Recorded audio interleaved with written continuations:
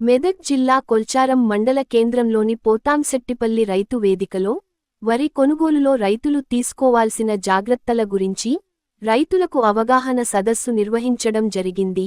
అనంతరం ఏడీ పుణ్యవతి మాట్లాడుతూ రైతులు వారి కోత సమయంలో తాలు లేకుండా ముందుగానే వేరు చేసుకునే విధం గా హార్వెస్టర్ ఆర్పిఎం 18 నుండి 20 వరకు ఉండే విధంగా హార్వెస్టర్లకు సూచించాలని అన్నారు.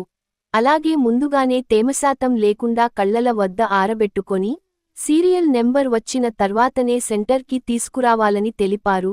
తద్వారా రైతులు ఇబ్బందులు పడకుండా ఉంటారని అన్నారు. ఈ కార్యక్రమంలో జిల్లా సివిల్ సప్లై అధికారి ఏడి పుణ్యవతి, మండల వ్యవసాయ అధికారి శ్వేతా కుమారి, ఏయూ అనిత మరియు రైతులు తదితరులు పాల్గొన్నారు.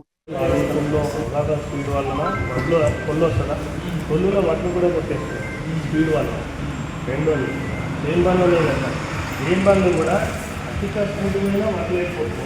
అధిక స్పీడ్ మీద కొంచెం అన్నీ అన్ని రకాల వడ్లు ఉంటాయి కదా, కొంచెం కింద వడ్లు పైన మట్టని వడ్లు ఉంటాయి కదా, ఆనంద వడ్లు కూడా కొన్నిలో ఉంటాయి. అప్పుడు ఏమైతుంది, రైతుల వడ్లు కొన్ని తీసుకుంటారు. ఈ సంవత్సరాల వడ్లు వేసి ఏమని నా వడ్లు రైతు వండించేది కూడా అయిపోతుంది కదా. ఈ ఒక్క వడ్లు కూడా పోకూడదని కన్నాడుతుంది. ఇంకా వచ్చిన ఇబ్బంది అవుతుంది.